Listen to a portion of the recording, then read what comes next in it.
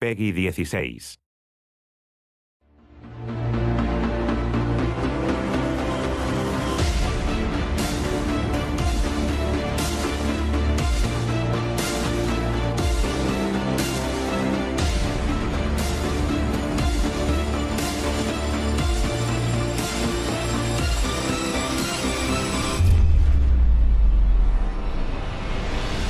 Infinite Crisis is kind of my dream project in that it is a world where you can take all the DC heroes you knew and loved and you can see their twisted reflections, their dark mirrors, their idealized versions, all of them on the same page.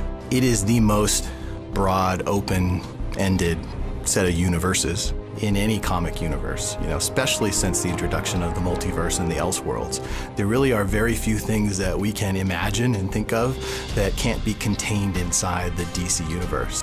Jeff Johns, he's a visionary, and he's also a person who legitimately understands, like, hey, these are our characters.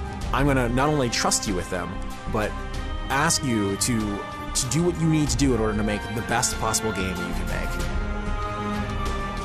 I feel like DC has become absolutely integral to just the experience of the game, because without the DC multiverse, this just doesn't work. With what we're trying to do, pushing the characters and telling the same character story in multiple different ways, it's all tied in really well with the existing DC setting. One of the biggest things that we bring to the table is the recognition that comes with seeing a character that you knew when you were a child.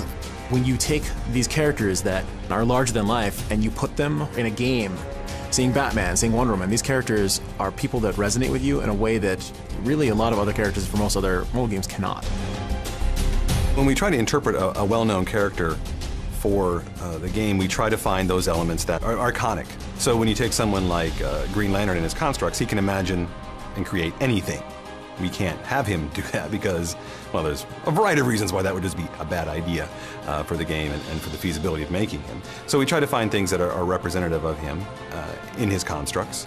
So he summons a giant jet and throws it at you, and that, of course, represents his sort of backstory as being that test pilot. We're always looking for ways to incorporate DC history and lore into the game in ways that make sense for a competitive environment. And one of the ways that I'm really proud of and what we've done that is through the artifacts. Now, these are the items that players will be acquiring from the Artifact Foundry through the match.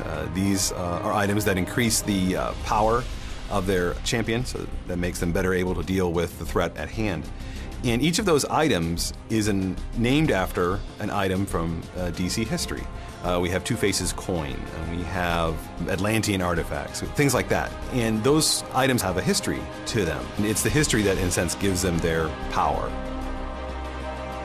The multiverse is our license to do almost anything we want, and I'm really excited by it. Being able to make a alternate universe version of Superman, specifically one that DC hasn't even explicitly made yet, is very exciting.